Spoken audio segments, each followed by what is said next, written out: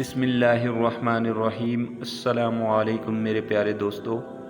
نماز کو چھوڑنے والا سخت فاسق اور سخت مجرم اور سزا کا مستحق ہے۔ نماز سے انکار کرنے والا کافر، باغی اور بے ایمان ہے۔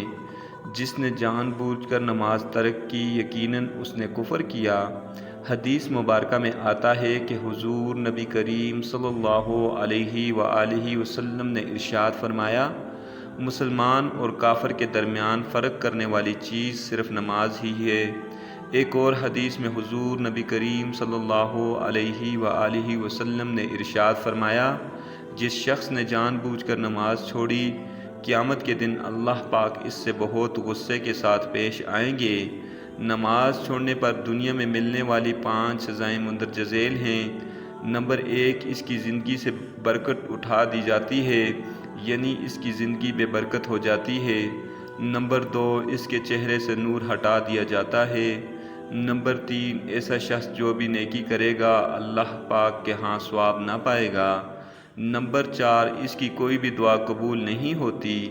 نمبر 5، اگر اللہ کے نیک بندے اس کے حق میں کوئی دعا کرتے ہیں تو ان کی دعا بھی بے اثر ہوتی ہے۔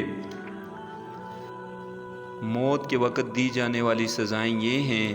نمبر 1، بے نمازی کی موت ذلت کے ساتھ ہوگی۔ نمبر 2، مرتے وقت وہ بھوکا مرتا ہے۔ نمبر 3، پیاس کی شدت میں موت آتی ہے، اگر وہ سمندر جتنا پانی بھی پی لے تب بھی اس کی پیاس نہیں بجھتی۔ قبر میں دی جانے والی 3 سزائیں یہ ہیں۔ نمبر 1، بے نمازی کی قبر اتنی تنگ کر دی جائے گی کہ اس کی پسلیاں ایک دوسرے میں گھس جاتی ہیں۔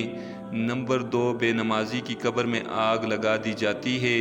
نمبر 3، قبر میں اس پر ایک سانپ مسلط کر دیا جاتا ہے۔ اس کی آنکھیں آگ کی اور ناخن لوہے کے ہوں گے۔ ہر ناخن اتنا لمبا ہوگا کہ ایک دن چل کر اس کے ختم ہونے تک نہ پہنچا جا سکے۔ اس کی آواز بجلی کی کڑک جیسی ہوتی ہے۔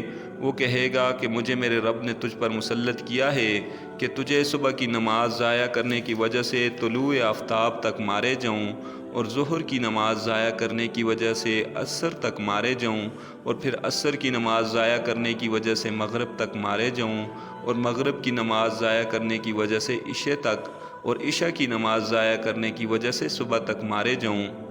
قیامت میں ملنے والی سزائیں یہ ہیں۔ نمبر 1، بے نمازی کا حساب سختی سے لیا جائے گا۔ نمبر 2، بے نمازی پر اللہ کا قہر ہوگا۔ نمبر 3، بے نمازی کو جہنم میں داخل کر دیا جائے گا۔